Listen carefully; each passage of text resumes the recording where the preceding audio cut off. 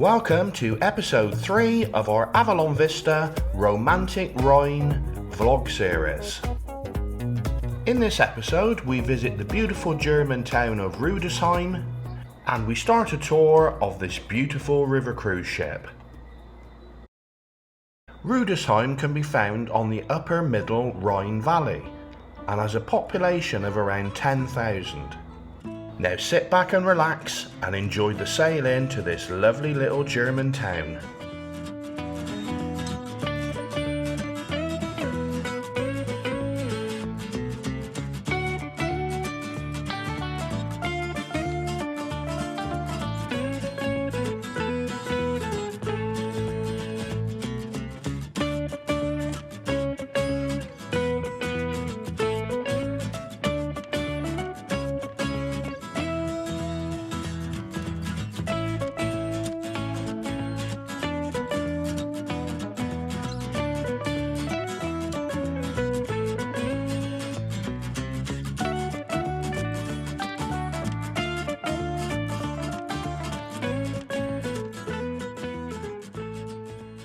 So we joined one of the included excursion, which was a train, actually one of the, what we call them noddy trains, don't we, into Rudesheim. And then we were going to a musical museum, a mechanical musical museum. Friedrich's Mechanical Music Museum. But let's start with the... what they... Daniela and lots of other people call the noddy train a choo-choo train. Yes. Incidentally, but so we got on the choo-choo train, noddy train really. Well, people call them all sorts of things, don't they? Dotto trains, land trains. Yes, noddy train. Yes, so all this is included, so it was no extra cost. So we got on the noddy train. It was a bit of a bumpy ride, and the lady opposite wasn't happy at all, was she, with the bumps, which we had to sort of stifle a few giggles because we've met some fantastic people on this cruise, real fun people, but there are a couple of grumpers, isn't there? You'll always meet a but you always It's usually me, but it hasn't. No, but they find a fault with anything, don't they? But we thought it was very amusing. But then we've got that stupid sense of humour, haven't we, where things do tickle us. But anyway, after a very bumpy ride, as soon as we come to Rudesheim, we thought, oh my, this is our sort of place. It was just picturesque, busy enough to be interesting enough going on, but typical. It looked very German, and that sounds a bit bizarre, but Cologne wasn't totally German, was it? Because of the international mix, and it was just, you looked around and you thought, yes, this is what this river cruise was all about. And then we hopped off the noddy train. Yes. And we were right outside this beautiful looking building where a strange German woman, she looked like with her outfit on. I don't know if we took a picture. She was strange. Well, she wasn't strange. She was strangely dressed. I thought, oh, that's a bit odd. She was dressed like well, just traditionally, not strangely, but it's traditional. Well, she looked more like how like a Quaker would dress, though. It wasn't like a particularly colourful outfit. It was all sort of black and white, wasn't it, really, her outfit? But the reason being she was the curator of Friedrich's Musical Museum. Yes. Now I gotta be honest, when this was described to us, we didn't have high hopes. Well, we were given the option to go to the museum or to just go have free time in Rudesheim, and we thought, no, come on, always get out of your comfort zone and do something a bit different. So, long story short, there's 5, 6, 7 rooms, and they're full of mechanical machines. From you've seen them on films, and I'm sure you'll know what I'm talking about when we show you some pictures. But it's like pianos that play themselves. Well, whole orchestras are in a cupboard. Yeah, and there was one, and what they did, there was one, and it was like a piano. But when they opened the top up, let's wait for that, because that was just superb. Let me give you a taste. I'm going to close that top back up. Let me give you a taste of some of the instruments or pieces that they had in there, because we had a great narrator, didn't we? She was fabulous, and she was doing a dance at each one. But anyway, you'll get an idea when I show you this.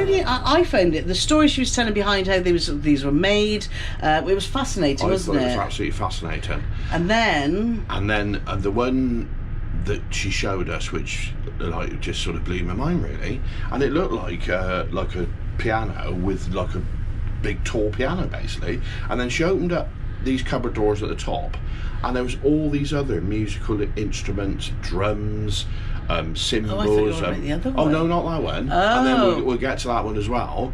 And they played a tune, but all the instruments were all built into the piano. Yeah. So it had percussion and everything going on, which was amazing.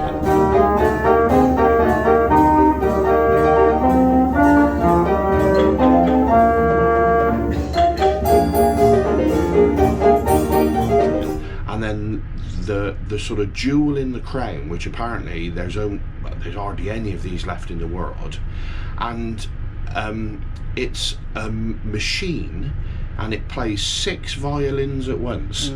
And she opened the top up to that and then showed us that with the 6 violins playing, and I'm sure she said it was worth like 300,000 euros. Yeah.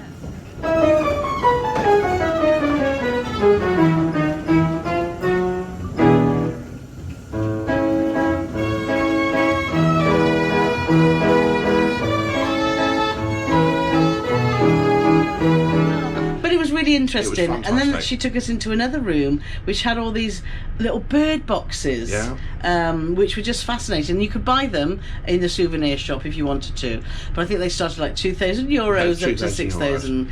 But it was a thoroughly enjoyable we went in there half an hour or so. And the last thing was they had 2 what's known as barrel organs, which you'd have seen on films as well. Yeah. There's usually a monkey involved that's holding a cup for you to put the money in, and the man is winding the handle, and they got a couple of people who were in our party to play the barrel organ. And we all sang along, didn't we? We did indeed. So it was really fun. So all in all, we had to eat our words because we thoroughly enjoyed it. So if you are in Rudesheim and you think, oh my god, that's going to be really boring, we'd go. Because it's only half an hour of your time, and we thoroughly enjoyed it. Yeah. And after that, we were taken to a lovely traditional German taverna restaurant, weren't we?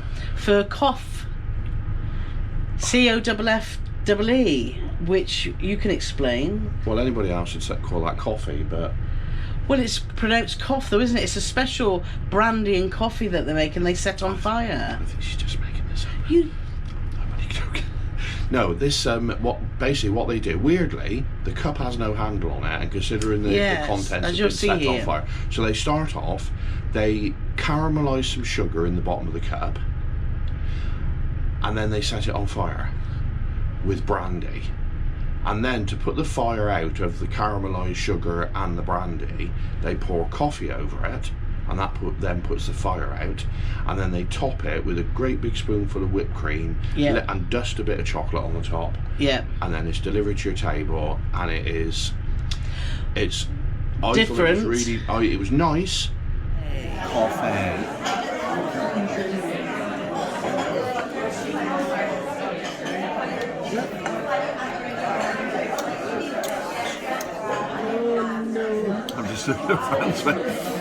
I think it's quite nice, but obviously she doesn't agree. I think that's nice. It's like a chocolatey, creamy. It's quite strong, isn't it? It's definitely strong. Is that a thumbs up then? Right then. And if you didn't like it, you better make a nice face. Oh, that's nice. That's really strong, though, isn't it? But it's creamy. No, I like that. Different. It was nice. Very, very strong. You certainly wouldn't want to have had more than one. No. Well, I would say that I had 1.5, but you certainly. And you start off with the foam that was very sweet. Yes. And then you hit the brandy, which was really strong, and then you hit the sugar that was at the bottom that was really sweet. So it was sweet, strong, sweet, wasn't it? So yeah, I mean, I enjoyed the top and bottom. The middle bit, it was like not so much, but it was it was all included, so it's worth a go, isn't it? So then our friends Duncan and Fran said, let's have a mooch around. So we did, didn't we? And it's a beautiful, beautiful place. And the place to get souvenirs if you want them, because lots of little shops and trinkets, etc. And Duncan wanted to go on the cable car, and I looked at them, and they looked. Well, Fran described them as a wheelbarrow with a handle on the top. Yes. And I gotta be honest, they didn't look like. As you can see from here, I don't think there was stringent health and safety rules involving them. So you decided you didn't want to go as well, didn't you? And Duncan, so poor Duncan went on his own. It was only €10 to go up to the top and back. And thank you, Duncan, for the pictures, because we just wanted to show you that this is an option, because the views down to through the town and down to the ship were just amazing, as you can see. So if you are in Rudesheim, the cable car's there, and Duncan definitely recommends it. Definitely recommends it, yeah. And then we went for mooch, and then Paul's like, "Oh!" I had a moment of clarity because it was Champions League night, and Tottenham were playing away at Frankfurt. So I thought, well, I'd get a taxi, go to Frankfurt. I don't even know where Frankfurt is in comparison to where we are, but not close at all. But I thought, under normal circumstances, there's no way they'd be playing a Spurs game in a pub. But they're playing a German team, so the power of Google is amazing. Google Maps. Yeah. So I Googled Champions League football in Rudesheim, and sure enough, up popped this pub called the Logo Sports Bar. 10-minute walk from where we were. Pop round there. Don't suppose you're showing the Frankfurt Tottenham game tonight, are you? Yes, we are, she said. Carole, how Carole rejoiced. It was the best moment ever.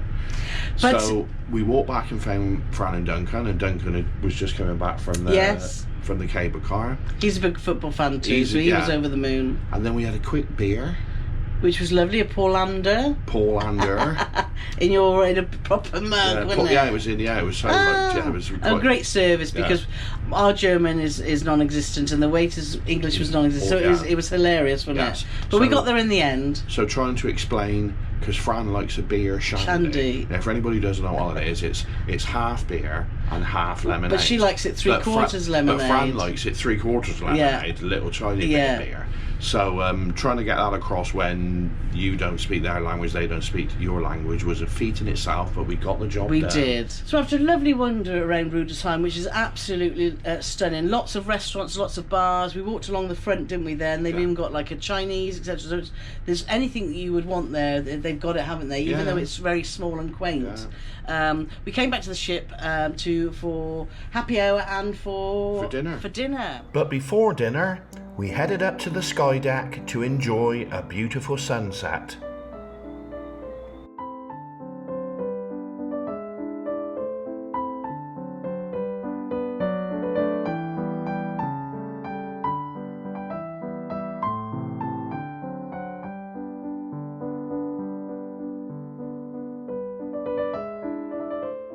Tonight's delicacies. I had an onion tart to start, which was absolutely spectacular, and you had a leek and potato soup. I had the soup as well, but you had a salad, didn't you? Did you have a salad? Yes, I did. Yeah. Yes, I had a salad and the leek and potato soup, which was delicious. Then I had braised beef with red cabbage, and it was melt in your mouth. It was really good. And I had one of the always available options, which is on the bottom of the menu every night, which was a beef tenderloin steak, and I have to say, it was very good. It was bang on. And you had a baked potato, didn't you, and some vegetables. Yeah, so again, dinner was great, and we had a lovely company with Seamus and Sue, and obviously Duncan and Fran. So that was great. And then it was time to get off to go to the football. Now, on the ship, there's only been one night of entertainment so far, but tonight in Rudesheim they had they were called La Scala, and they were a classical guitarist and two violinists. But obviously, because of football, I could have stayed, but Fran, we decided to go for another walk anyway, because Rudesheim was just so pretty. So there was another nights of entertainment, which we heard from Seamus and Sue that it was really good, excellent. But we went off to the pub to watch the football. We did, and unlike the game earlier in the week, should have won the game, played a lot better. Upshot is we drew, which isn't the end of the world. And that's enough about football. Yeah, exactly. So it was great. And they were lovely in the pub, weren't they? Just very, very nice barmaid. Only took cash. So normally in a lot of places, the cities, we've used cards. So always carry some euros on you, because you just never know when you're going to need both or either. And we headed to the little club lounge, which is right at the back of the ship, for a hot chocolate and just a chat. And you had the best donut, wasn't it? They're little cakes and stuff that are available 24 hours, lethal but lovely. They've got these little ring donuts, and I don't know how to describe it really. They've just got like this sort of like almost like a moist. It's not thick enough to be like an icing, but it's just like a coating. Yeah. And it's just absolutely sticky. Sticky, and it is just absolutely heavenly. So that's a great feature. So I had half of one of those before I headed off to Nine Nights. You had two, and I had one bite of it. Oh yes. So I had 1 3/4. Yeah, and I had decided, you all had hot chocolate, and I just love juice, so I had some orange juice. We'll show you here. There's all sorts available in this in lounge. So if you want a little snacklet and any fluid, so you don't. If you came on the Avalon ship, you don't have to spend a penny actually, do you? No, not at all. Because there's non-alcoholic drinks available all the time. And look at this. This is a lovely little lounge that's so quiet, isn't it, Paul? Really, really quiet. But here you've got obviously a TV where they have been showing some movies. You've got a games area here that are all there for anyone to help themselves to. You've got books if you forgot your book or wanted to swap. And you've obviously got this lovely sitting area, which is a little bit of a vibration because we're at the back of the ship that looks out obviously over the aft. But also what's so fab about this ship as well is you've got 24 access to ice. You've got coffee, as you can see, a really good selection of coffees. You've got selection of teas, all sorts, isn't there? There's all honey, Juices. you've got juices, and sweet and iced tea, orange juice and apple juice. Today there's triple chocolate cookies, which Paul will sample for you there. I'm doing this purely, Look at that. for video purposes. Yes. I can obviously throw this away now. No, you're not. And what they've had today, which we did have earlier, they've got some butter vanilla cookies, and they've also got these lovely apple turnovers, haven't they, Pauline? And they've got a water station here.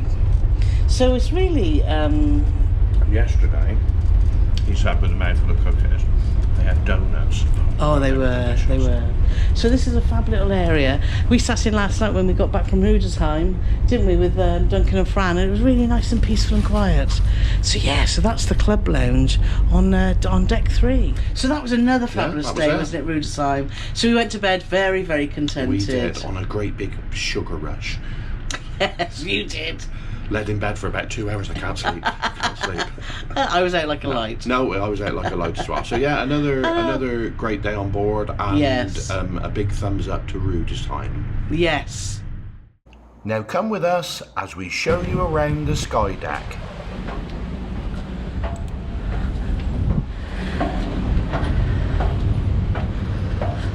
Right then, so as you can see, we are towards the front of the ship, and this is where the captain works from, isn't it, Paulie Morgan? Indeed. So you're gonna... That's the captain's house. Yes, he's just in here, and as you can see, I can't see the sun. If we just pull you around here, we'll show you in the front, because obviously the water levels on the Rhine go up and down, so everything on this top deck has to have the ability to go up and down too. So Paul's going to point out, if you just go in there, Paulie. As you can see, that's all electrical, and over here you've got rams that basically, if they get to a bridge because the water levels are too high and we can't get under the bridge, this whole bridge where the captain steers from will go down virtually flat. Yeah, you can see the space. Yeah. You can see how much space he's got to go flat. So so that's cool, isn't it? It's not just the fact that it goes down, this also does stuff. Yes, it goes down. So this is this here is a really sociable, yes. If you were sat in, we're cruising in October, so it's a little bit cooler, but the sun's out, we're here in t-shirts, and actually it's not cold, is it? It's lovely. But you can imagine sat all around here, big groups of you socially, and if we go right to the front of the ship, You've got some lovely sitting areas here. So let's take you down towards the back of the ship. It says on here, if you can see, I'll put that up. If you see up there, it says the ship holds 168 passengers. It's got a beam of 11.4 meters, and it's 135 meters in length. Can you see that? So it's a long one, isn't it, Paulie Morgan? Yes, that's about 1 1/3 football pitches. Okay. As in American football pitches or even English football pitches, are around about 100 metres, 100 yards long. Yeah, and this is a lovely area, and I'll tell you why, because we were here yesterday when we were going through the Rhine Gorge, and it was perfect because if you stand here, you've got the protection from the wind from the captain's house, and you've got this lovely sitting area here where we enjoyed mulled wine, didn't we, and blankets. Well, you'll be able to hear straight away by the fact that there's virtually no wind noise now, whereas out there is going to be wind noise. Yes. So it's lovely and sheltered. It is. It's got nice, I love this top of the ship because it's in sections. So let's go to the next section, which is just here. Avalon cruises are very much for promoting health and exercise. They've got a great fresh menu, and as you can see, as you go up here, you'll see all the bikes for some of the included excursions. And I wanted to show you the jacuzzi, but they've got it covered over. I wonder why that is. Maybe they're doing some cleaning or something, don't know. I don't know. But anyway, we'll show you some pictures of it here because it has been well used, hasn't it, Paulie? So yeah, so I wonder why that is. We'll try and find out. Also on the sky deck, you'll find a giant chessboard and a giant backgammon board. As we didn't know how to play backgammon, we decided on a giant game of chess. Well, there you see. I just want to point out now, for anybody who knows how to play chess, that was a very, very liberal use of the rules because we can't remember how to play. Yeah, we do. But even with our Blakeney stroke Forest of Dean stroke Gloucester rules, I am still the champion. For now. So let's move on with the ship tour. So we're right near the back of the ship now, which has a smoking area for those that are interested. So, and a little staff area, which you can see here. And obviously you can see the wake there. But we can't go down this step because this goes to crew area. But if you come this way, there's a very interesting bit of the ship, which I thought was very unusual. I reckon this deck is fab, innit? It is, it's amazing. It's a lovely, lovely ship. How weird, eh? Yeah. I'm sure, we think this ship's bigger, but I'm sure it's the same size, because I'm sure that the TUI one was 135 But I meters. think it just looks that bigger, doesn't it? Definitely.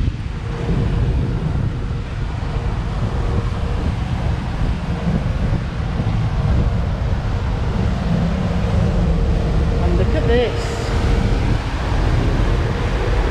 You won't be able to hear me, but this is a secret smoking area. Well, it's not secret, but...